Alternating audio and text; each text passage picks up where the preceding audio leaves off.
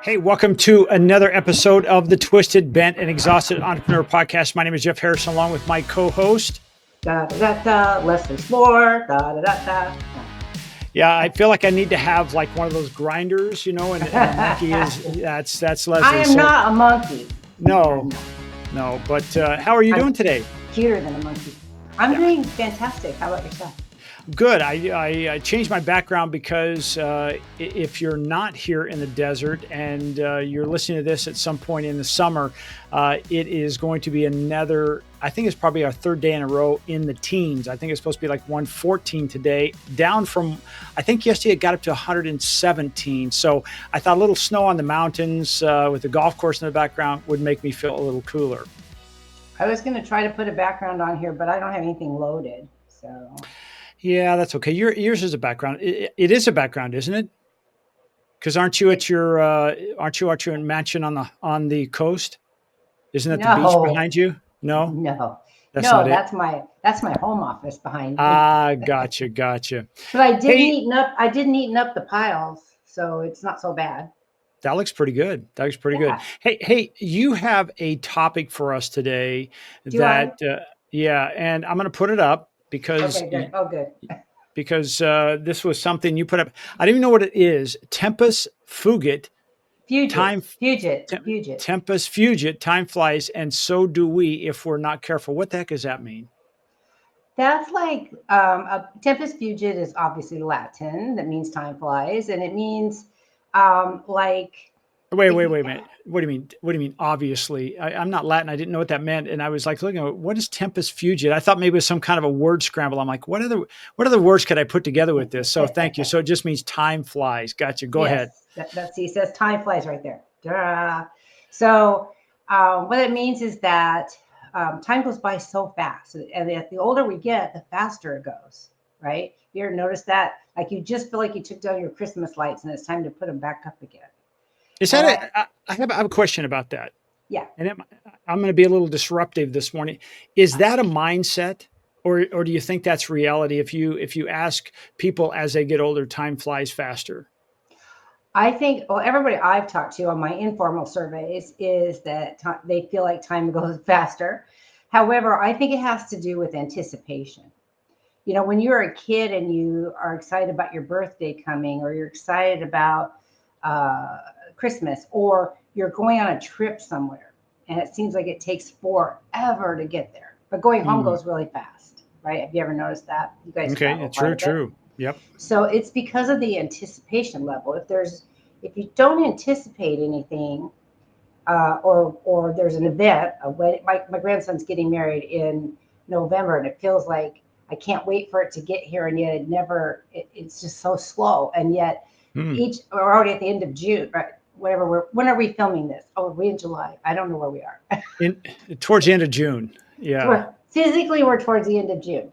In the video, I think we're more in July, but it doesn't matter. The point is that the month flies by fast, but getting to the wedding seems like it's taking forever. So it's an anticipation thing.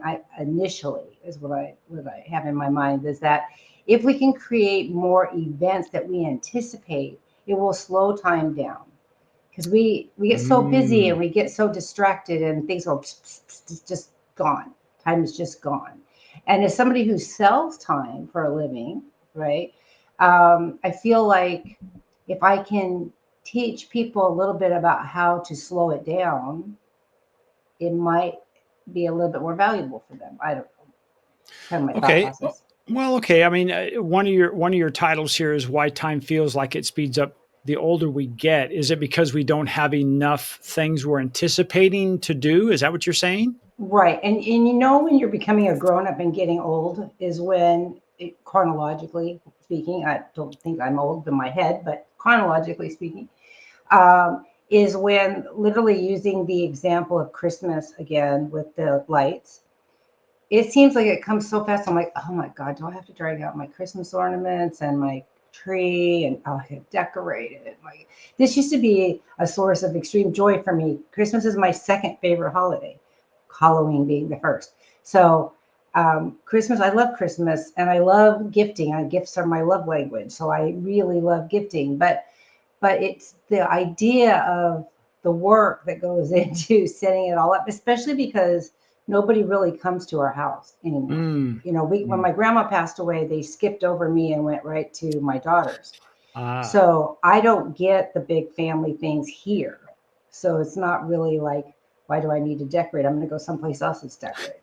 But if I don't decorate, then I feel like I've missed the whole event season, if that makes sense. Yeah, So I wonder. I wonder if it's one of those things. If we think of about life like a candle, um, when it's brand new, does that mean it's burning? It has the appearance of burning slower, but then as the wick and the candle gets smaller, does it seem like it burns faster, even though really nothing changed except time? yeah, I typically burn the candle at both ends. So then that means that my candle goes too. But it's the same with gasoline. You know, when you first fill up your car, it seems like a long time to get down to three quarters or half. But once you get to half, it just seems like it sucks it right up. Hmm. So yeah, it's the same thing with the candle. I think that's true. I think the perception is that it burns faster the shorter it gets, or the less wax that is available.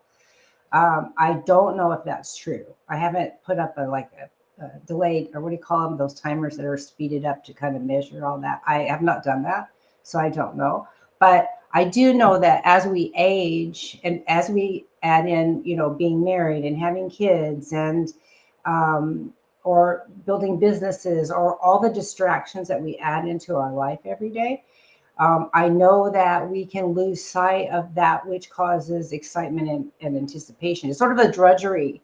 You know, people always say, well, being married and being a grown up is sort of mundane and boring because you're doing this. You make your bed every day, you go to work every day, you pay the bills, you know, you go grocery shop, you do the same tasks over and over again.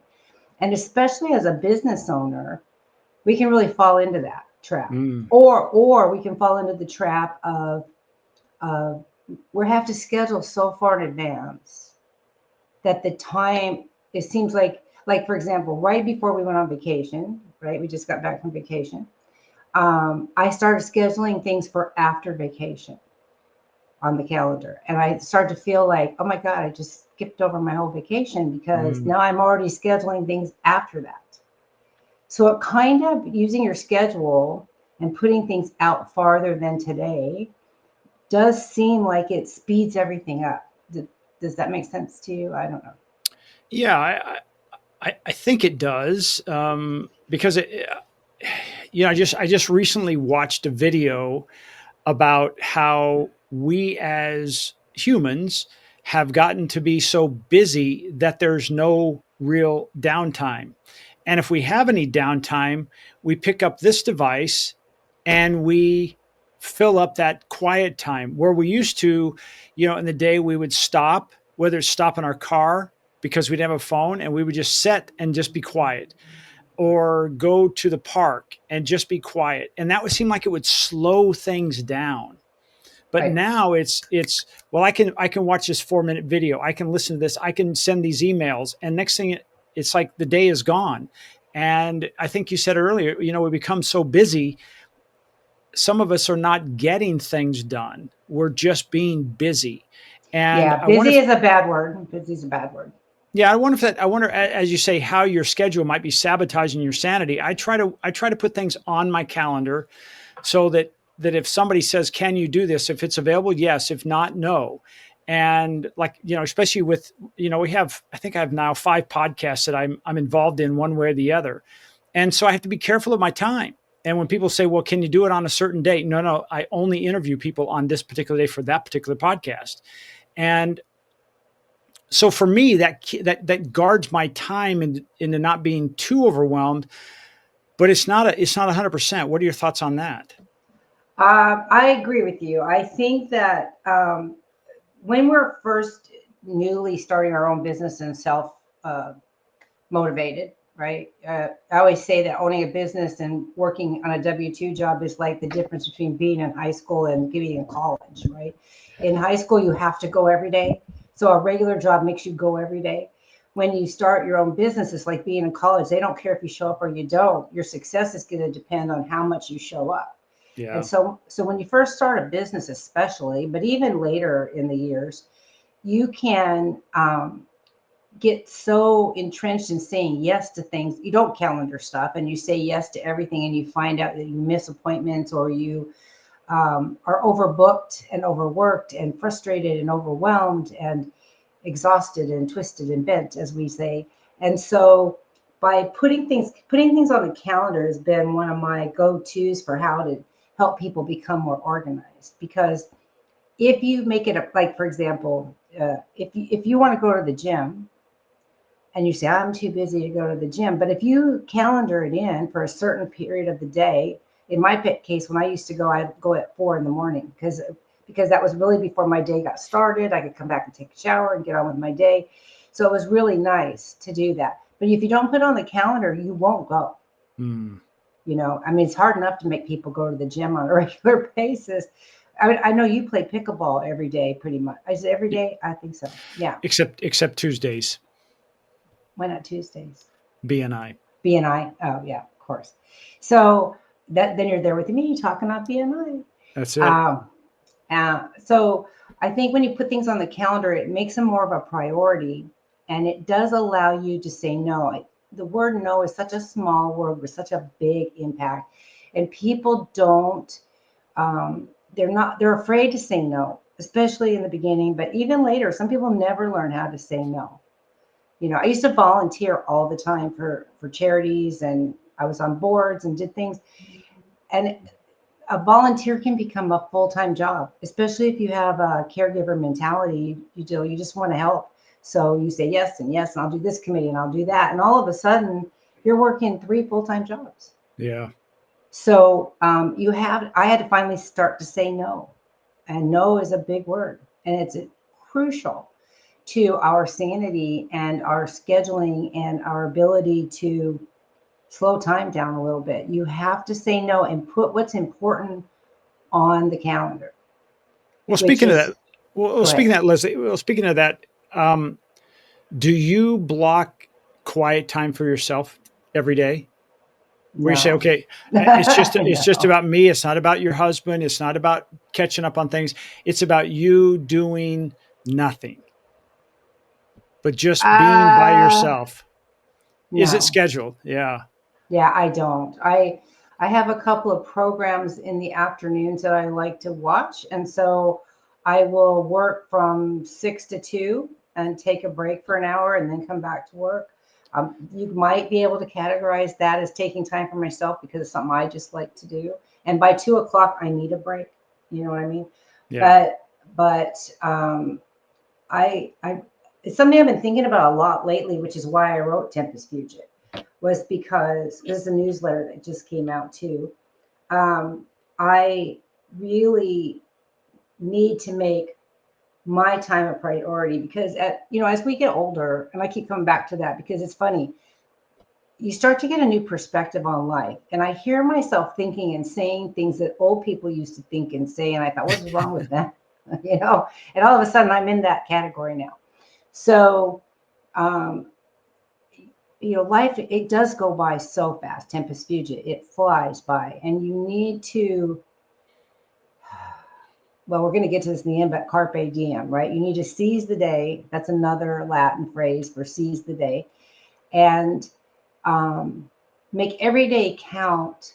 Not only in the work you do for your business, but for yourself, right? Give us You, an you example. Well, playing pickleball is a good example. I know that's relaxing for you. It gets you in your exercise. You do it early in the day, so your exercise piece is out, and I'm sure that helps your sanity. It's almost like meditation for you, right? I'm using you as an example because I'm a poor example. I know that you also spend about 30 minutes in the morning to read and catch up, familiarize yourself with the latest in AI Hmm. technology because you're the leading guru on AI in this desert, as far as I'm Thank concerned. you. Thank you. And then what else? And then I know you also sit down and look at what am I doing for the day, and I'm planning my day out, right? And Yeah. that's a good thing to do the night before, even. The night before is to say, okay, and most people, by the way, They have certain tasks that they just don't want to do, right? We all have a task that's ugly. We just like, "Ugh, I just don't want to do this one." I would make that one first. Get it out of the way, get it off your plate, and then move on. It's like a big old burden comes off of you when you do that. It could be writing a proposal. It could be making phone calls to clients or setting up appointments for new potential client meetings or vendor meetings or whatever. I will say, I had to make it a point to start networking in person, and you Mm. made me do that. Because since COVID, I really hadn't been going out anymore to anything. I didn't really need to. We had business coming in all the time. Yeah. But you get to a point where your brain stagnates. You need human interaction. Excuse me. You need human interaction. And so joining BNI was a godsend. And now I've joined a real estate organization in Palm Springs, and I'm joining a chamber as well. Are you part of the Rancho Mirage Chamber? Yep. Yeah, do you go to their events? No. Are you going to go to their events? I could. Yeah, I could. I'll join if you'll go. How's Okay. And that? I'll go if you join. Okay, fair enough. So yeah, I think the schedule is key to maintaining your sanity, or it can work both ways. It can screw it up, or it can make it better. And I think the biggest key to what makes the difference there is whether or not you can say no. Would you agree with that? You're just looking at me like you're blank, Well, Tamara. no, I thought you were gonna. I thought you were gonna continue with that. No. I want to ask you how much Pareto's principle 80/20 plays into this. Does Mm, it? Do we tend to overload our that's a things good that point. really have no direct impact on? And it doesn't have to be business, but it could be business. It could be our happiness. It could be our health, and we're spending so much time on things that have absolutely no bearing on the outcome that we don't. It doesn't work. Does the 80/20 fit into this at all? Absolutely. And that's a good point to make. Thank you for bringing that up. Pareto's 80/20 rule, Vilfredo Pareto, who was also Italian, he was an Italian philosopher. Since we're in His, Latin and stuff, I thought I would throw something in you there. throw something in there, right? Vilfredo Pareto was a philosopher who posited that 80% of your issues lie in 20% of the data, widgets, whatever. It's always the 80/20 rule.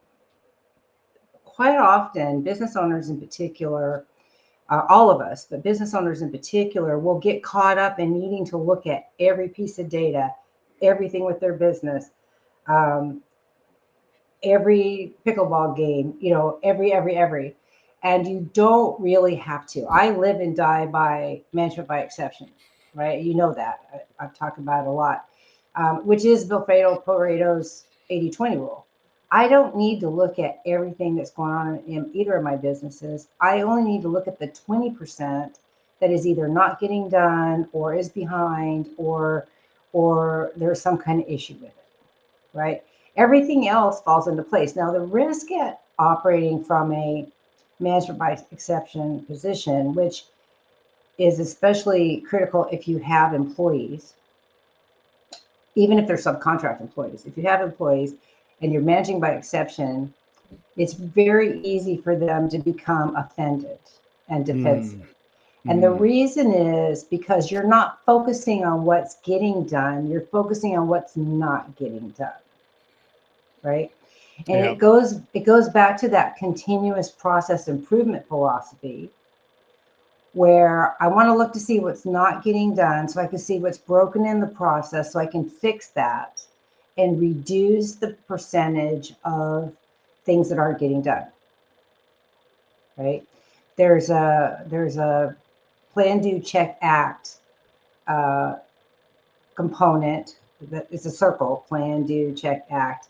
That's a component of continuous process improvement that says identify the 20%, make a plan, identify what the root cause of the problem is, make a plan to fix it, plan, do, check the plan, check and see if the next measurement, the next metric that you do on that situation is improved.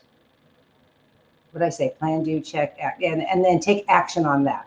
So plan, do, check, act.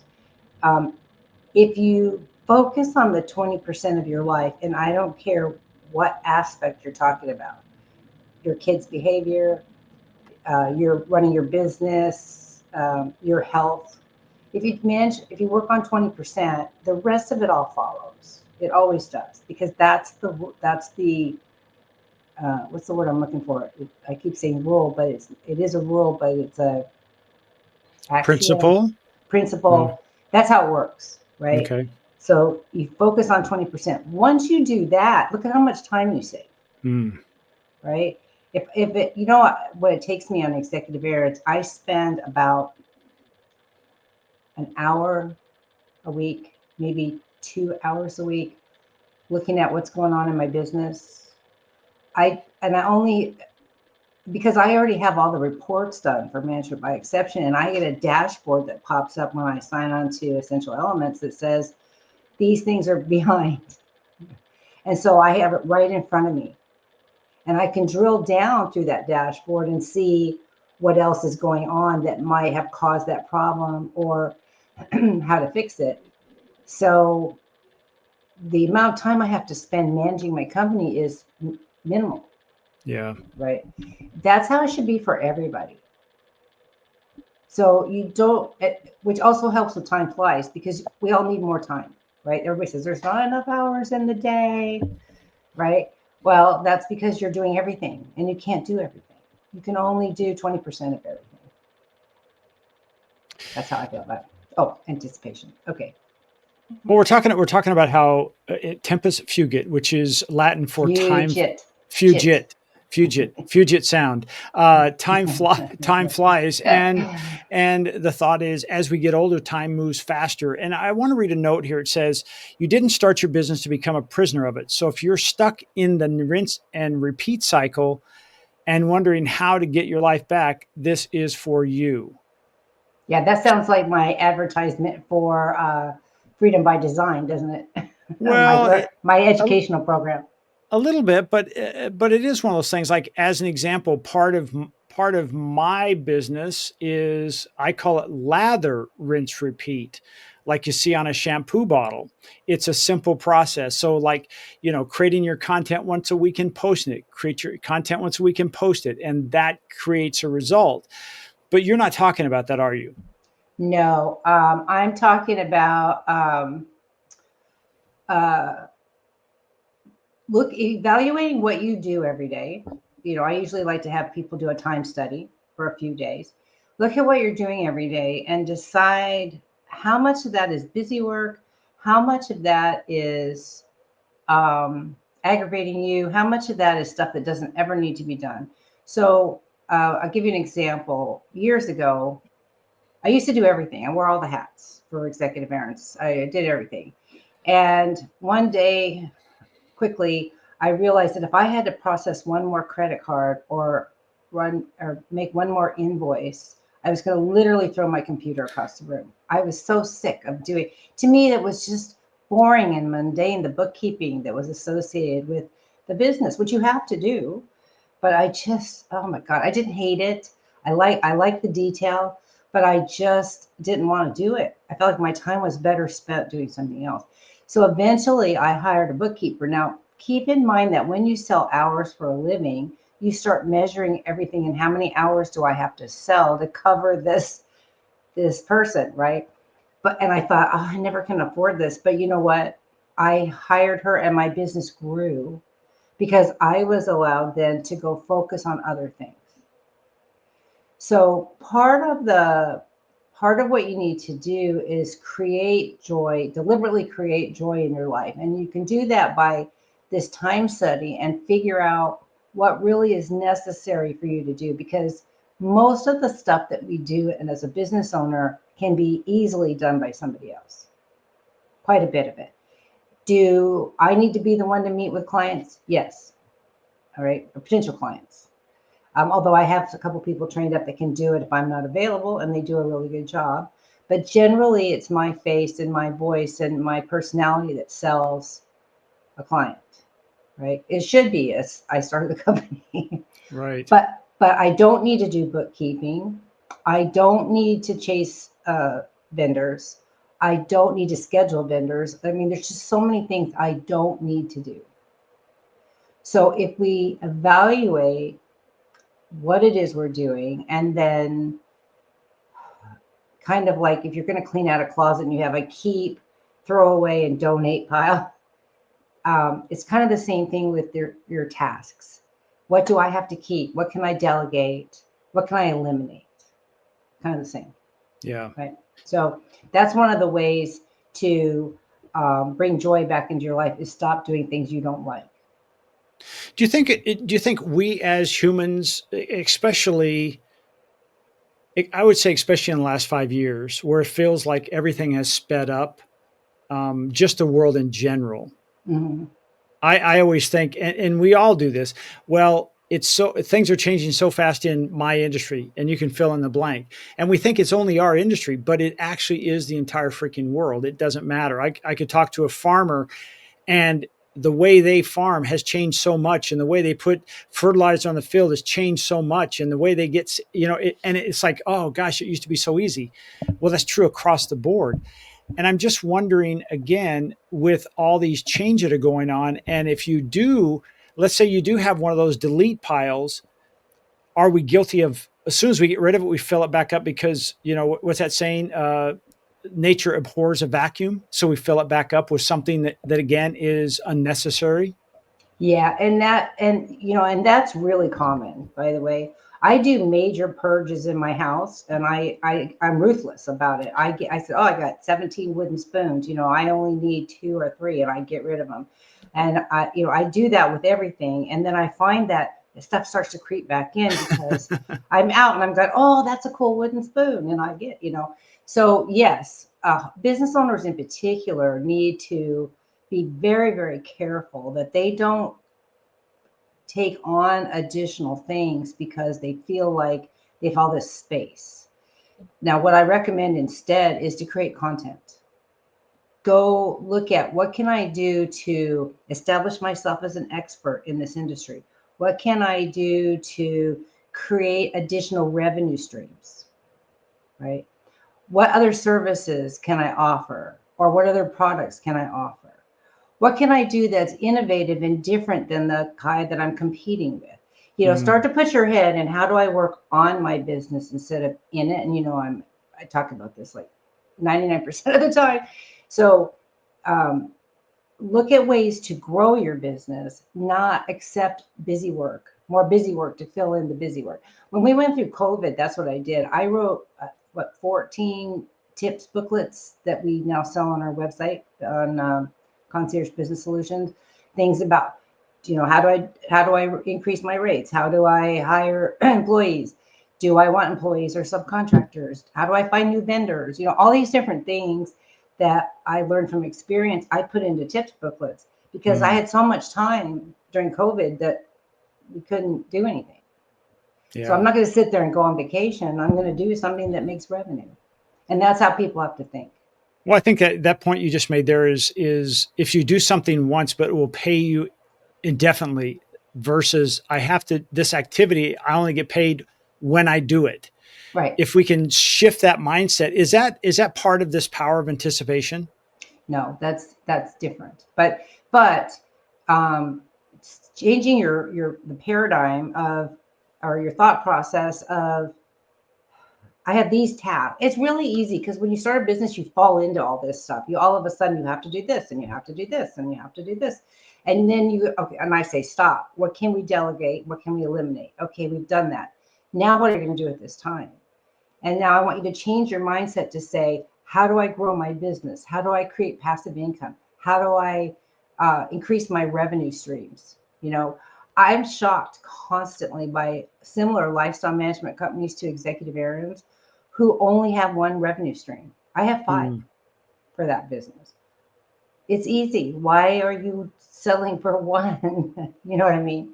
Right. So people, it's an education thing. They don't know what they don't know. And so you have to help them. And that's why we're here, right? I don't know anything hardly about AI. That's why I have you. You know AI.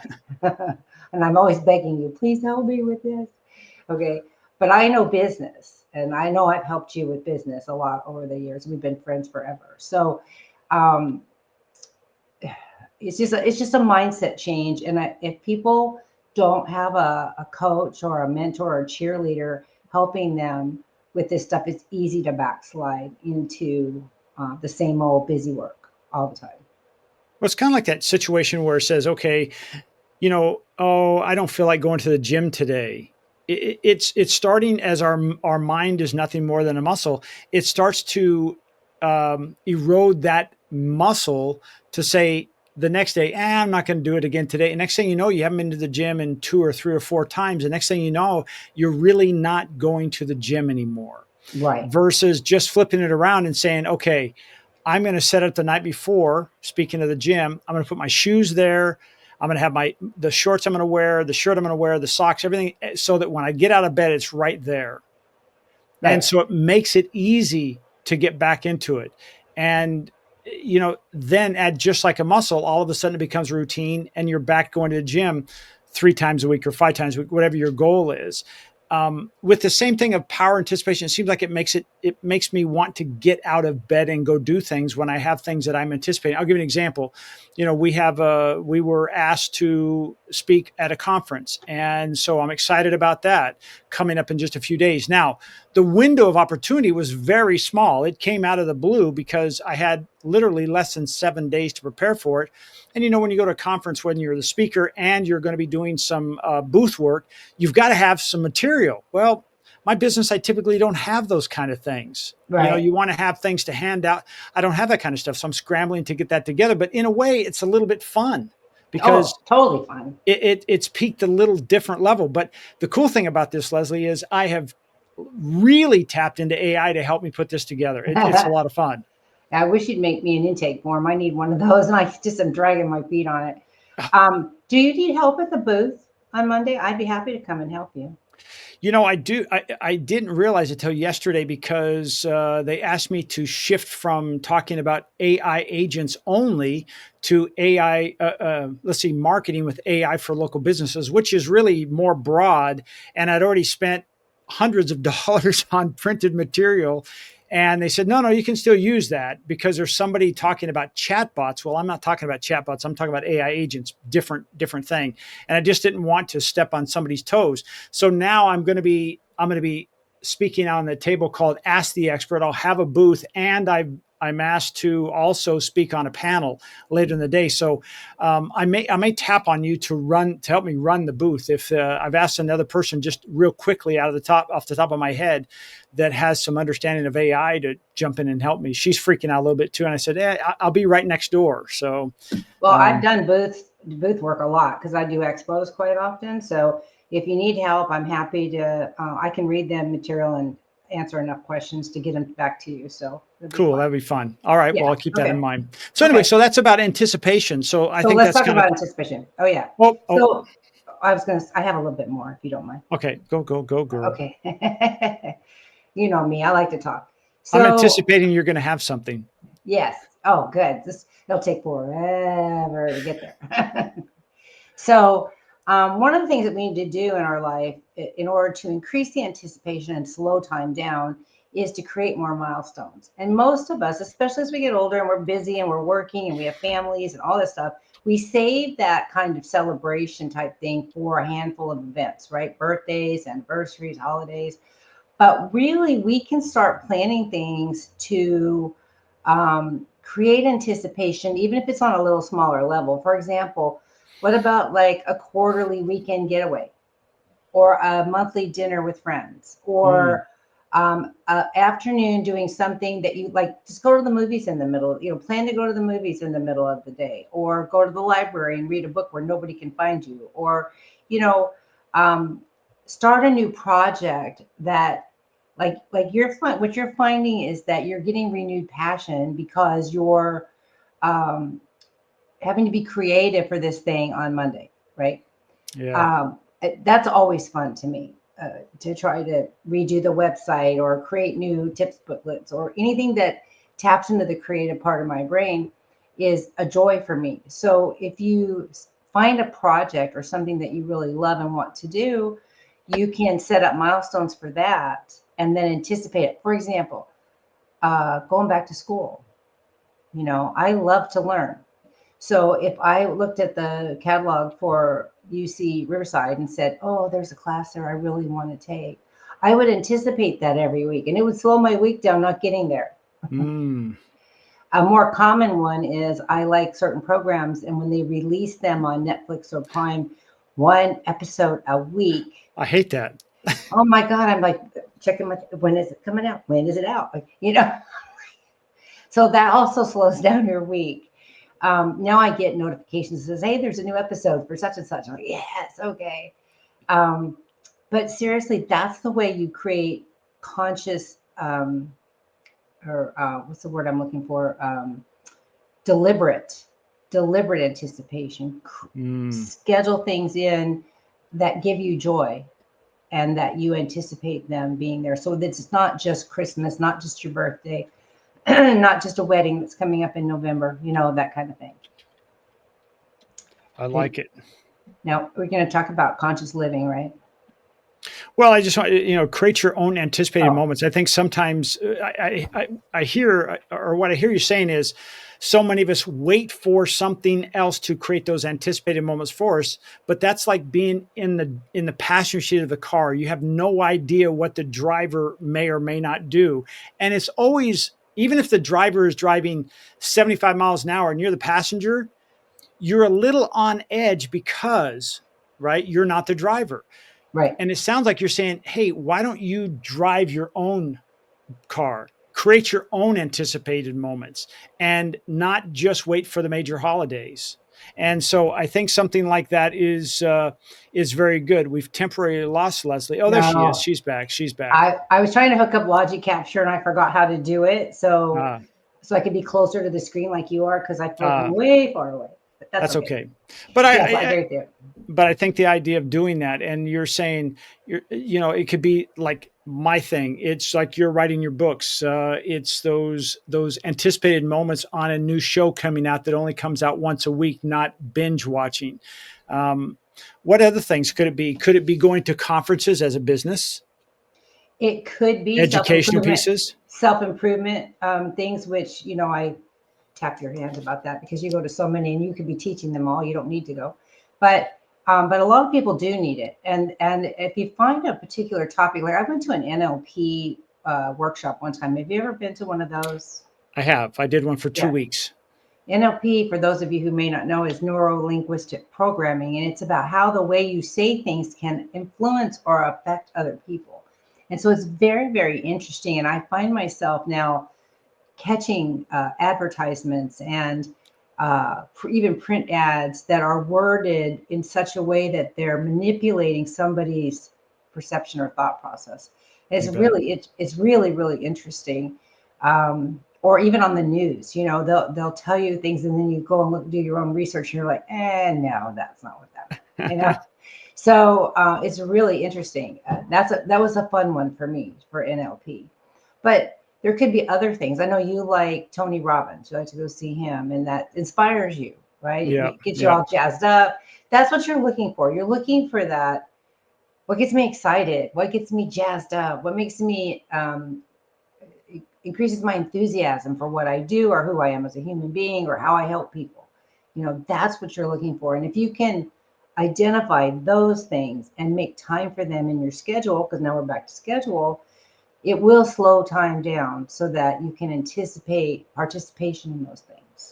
Well, one of the things I notice for myself, and I bet there's at least one other person out there that's watching or listening to this, is I will try to take in too much, and for fear of FOMO, I'm going to miss out. And it could be within my industry or something new I want to learn. And what I have found myself doing is I will schedule myself to go to this webinar or this talk or whatever it is. Usually they're online. And I'll drop in for the first 10 or 15 minutes to find out, is this something I really want? And then I'll bug out, because because I realize it's not something I want. It's not a hill I want to die on. So I'm not going to put any more effort into it. So it allows me to almost say, okay, this is in my delete file.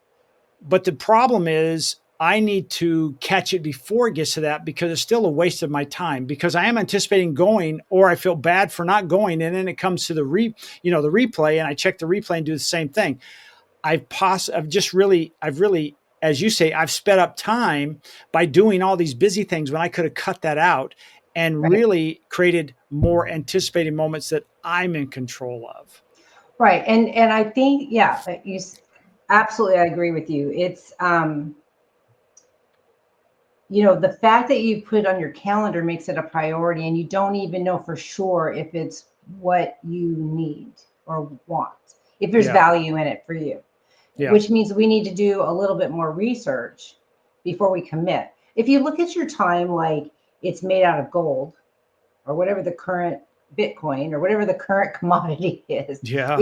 if you look at your time like it's super, super valuable, then you can decide where you're willing to put your time. You need to be a little bit more discerning. Like for me, I would love to have a monthly dinner with friends. I think that would be something I would look forward to every single month. Unfortunately, all my friends are working, and so there isn't, and nobody's on the same wavelength as far as I've been trying to get you and Carmen to do it, which would be lovely. But just to have that once a month or even every 6 weeks dinner together, just to relax and catch up, would be great. And so each of us are different. Each of us have to find the thing that brings us that joy, and create those milestones. But it's so easy not to do it. It's so easy. Was that part of this, and why joy should be a line item and not your to-do list? What's the difference there? It's how it makes you feel, right? If it's something that you're doing and it's busy work and you're just slogging through the day, that's not bringing you any joy. So if it's like let's just play this out for a second, that I say, okay, yeah, we have scheduled a dinner with you and your husband, my wife and I, and it's because I feel like I have to do it, Oh, well, then no, versus then don't do versus that. versus I'm looking to do it because I feel, and I'm just making this up, is I feel No. guilty for doing Oh, that, oh, right? my heart Right? hurts. Okay. Right?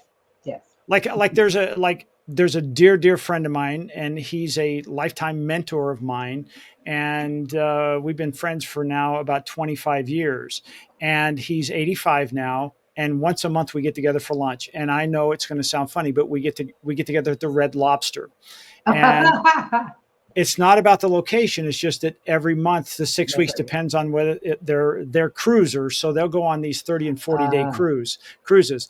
But it is such a joy to get in touch with him and spend time with him. And so that is definitely a line on him. And I don't feel like it's a to-do. It's definitely something I'm looking forward to seeing Ed.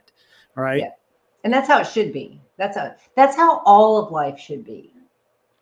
We shouldn't have to, you have to do it deliberately because life is too busy, but you shouldn't have to do it deliberately. We should fill our lives with things that bring us joy. And the work should also bring us joy, right? If you don't like your job or you're slogging through it, you need to get a different job, right? Now, having said that, starting a business or being in business is always hard. It's always hard. There are good days, there are bad days, there are insane days, there are days where we are twisted and bent, so you have to, but if you still love it, that's a different thing, Yeah. right? Like we were talking before this podcast, I have an opportunity in front of me that I'm really, really excited about, and has renewed my passion and enthusiasm for my business, right? Because it's like I can see the potential and the opportunities and the, um, what could happen is limitless. And so you need to bring those things in, either consciously or, through mindful intentions, one or the other. Well, I'm going to challenge on it, because I'm going to go back to that part where you said, if you feel like you're stuck in a rinse and repeat cycle, that because because you're such a systems person, process and policies and procedures, that it did become rote. And now this has given you a whole new sense of what ifs, hasn't it? Right. It does, because I can see a new direction for my business, right? I can see the possibilities. And opportunities. It's not even so much about new clients or more money or any of that. It's the opportunity to take my business in a different direction. That to me is very exciting. Yeah. And it's going to take a while to make those decisions. And that's the part I'm anticipating. It's going to be like forever for this decision to get made, but it's okay. Everything happens in its own time. So you just have to trust the process. But my enthusiasm is about a 24 right now, as opposed to a 9 or 10. So it's like I could really tell when exciting. I could tell when I got the text and when we got on the phone here today, or Yeah, the video today. I'm excited for you about this potential opportunity. I think that's exciting. yeah. So did we talk about quickly about I don't know if we did, about practice conscious living? We didn't talk about that. It's not on your list of things we wanted to do, but let's talk about practicing conscious living. Yes. So what that means is that we tend to rush through life. Okay. So we're not always fully present. I have this really bad habit of my mind needs to multitask. I'm not very good as a linear thinker. I've got, you know, 85, 100 tabs open on my computer at any given time. I have multiple applications open. My brain works the same way. It's full of open tabs and things going on. And I have a bad habit of watching TV and playing video games at the same time because I can't focus on one thing at a time, which drives my husband crazy. And I don't blame him because basically I'm cutting him out when I do Mm. that, right? I'm not talking to him. I'm there, but I'm not there. And it's just, I got to really stop. So, one of the things for conscious living is like take a walk without your phone. I mean, how many times do we take the phone with the excuse that we're going to listen to a podcast or listen to music or something? And we end up doing none of that, or we end up doing work, or so get rid of it. Look at the grass, take your shoes off and walk in the grass. That's one of the best things you can do for yourself, by the way. Mm. Grounding, get your feet on the ground. Look at the color of the sky and listen to the birds. And it sounds corny, I know, but it's cathartic, to do that. When you have a cup of coffee in the morning, don't sit there and immerse yourself in your computer or your laptop. Don't even read a book. Just be there. Just relax, kind of meditate. Practice gratitude. I'm a big believer in practicing gratitude, saying thank you every day for all the blessings that we have. And I believe that the more grateful we are, the more come in too.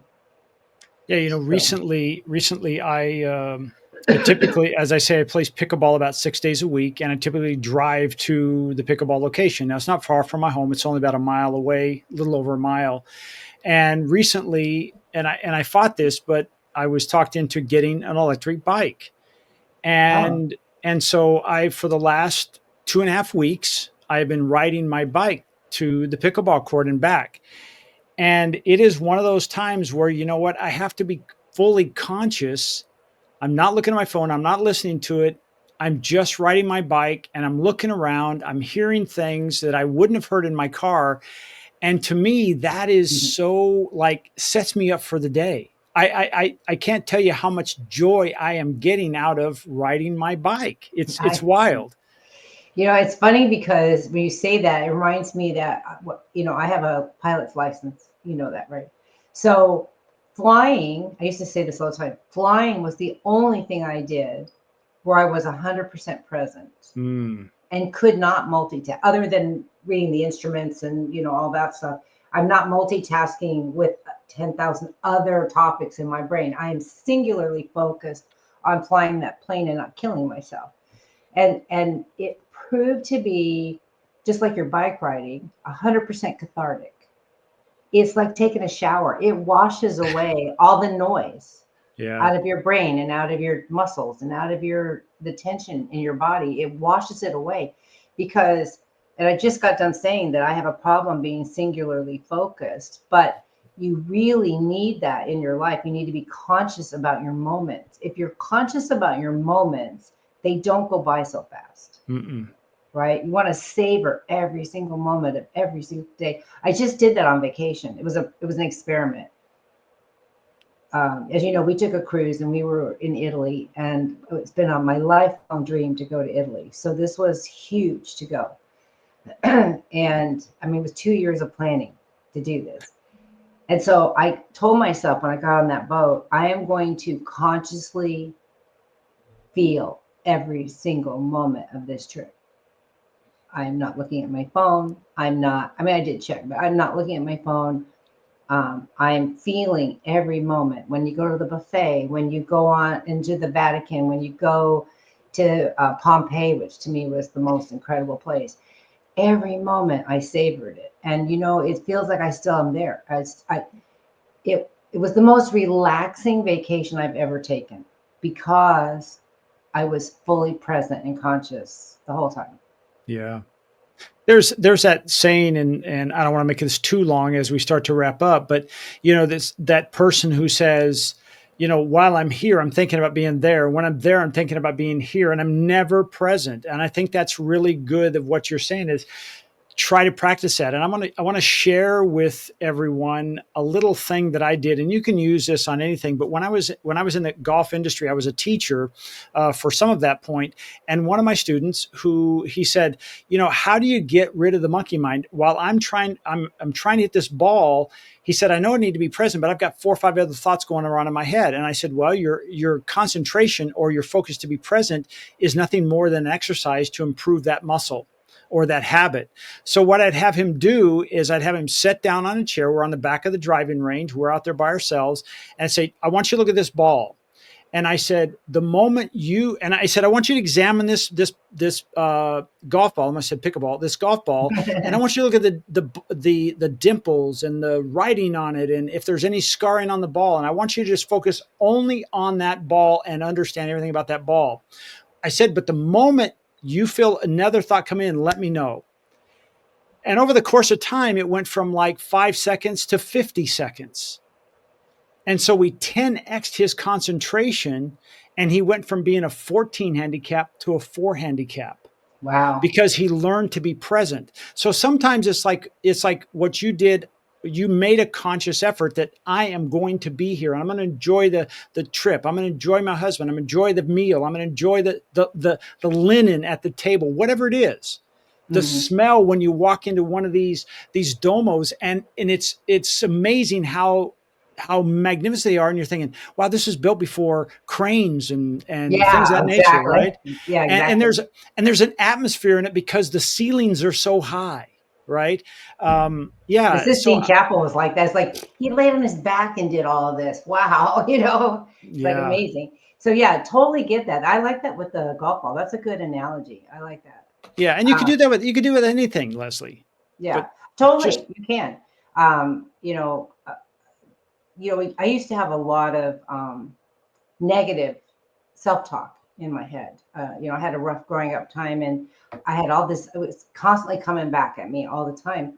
And one day I said, I'm not doing this anymore. I'm only hurting myself. It's like hate. When you hate something, you're only hurting you. The thing you're hating does not feel it. Yeah. Right? So I started to practice conscious change of self-talk and turn it off. And when it would start, I would say, nope, I'm not doing this. And I would change it. And pretty soon it went away. Yeah. I don't have any of that anymore. I don't have any negative self-talk in my head. So I think that, and that's the same exact kind of thing, conscious living.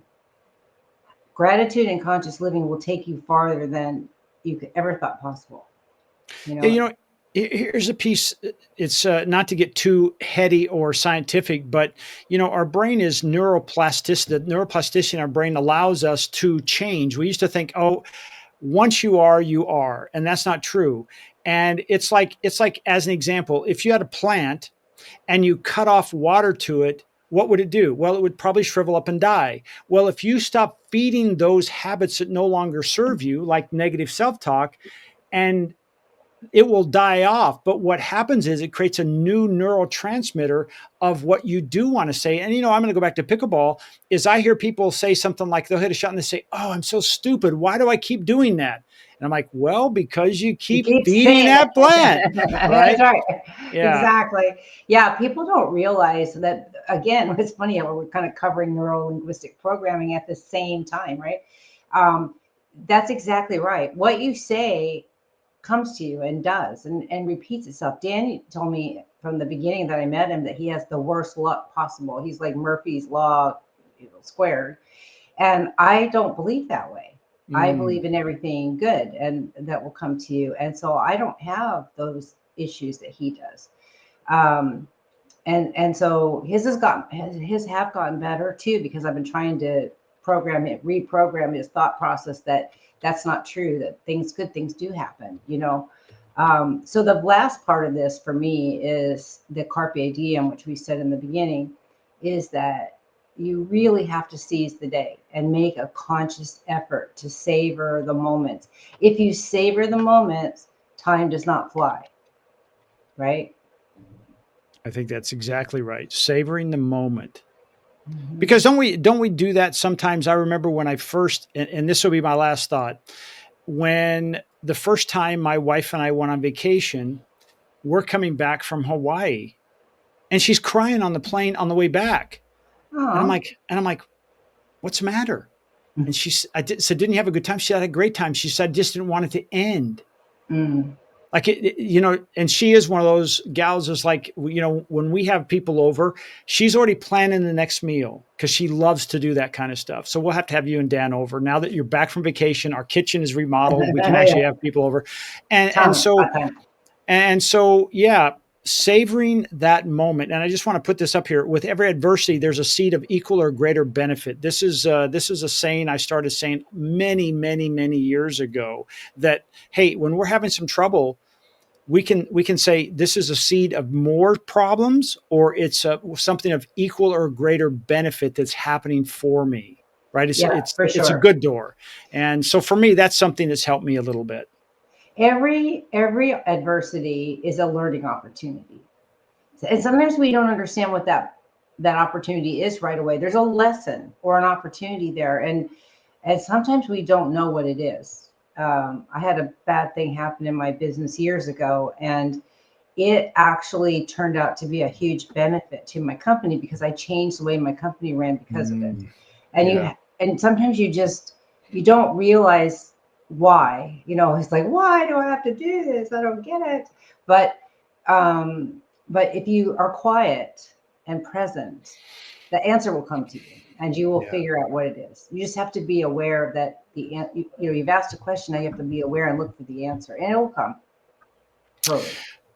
Well, I think that's a good place to wrap up today, Leslie. We've talked about, I think we've talked a lot about this whole, how time flies, how to slow it down, how to create your own anticipation and not wait for it to come because you might be disappointed. And then realizing that, the talk we have in our head, I think more than anything, and you've been to enough of these before, when somebody's wanting to do some kind of a change, whether it's install a new benefit at your business, whatever, the one thing they talk about is changing your mindset first. Mm-hmm. You're always confused. Like, why are we talking about feeling good about ourselves and unblocking these things? I don't know how to install this thing and use it.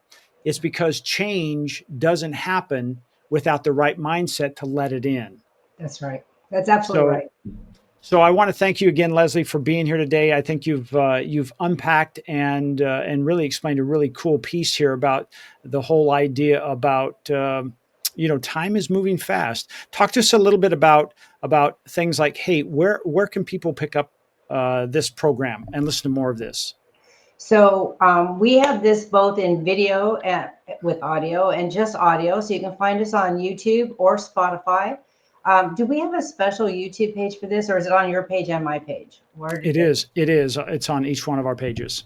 Okay. So we both have it also on both our websites, which is mine is Concierge Business Solutions and yours is Swing Point Media. Sorry. Swingpointmedia.com. Yeah. I knew that. We both have a link and a page to this podcast. We have, I don't know how many episodes we have in the can now, but quite a few. And this one's been one of my favorite ones today. I love this one. So make a point to watch them, like them, share them, tell other people about them, because we really want to get our message out to as many people as possible and help as many people as possible. So you can find us in both places, Spotify and YouTube. Fantastic. Well, Leslie, I want to say thank you Oh, again. my course. Yeah. The course. Tell us about this. Check out the course here. Yeah, I created an educational training course called Freedom by Design, Build a Company That Runs Itself, or Build a Business That Runs Itself.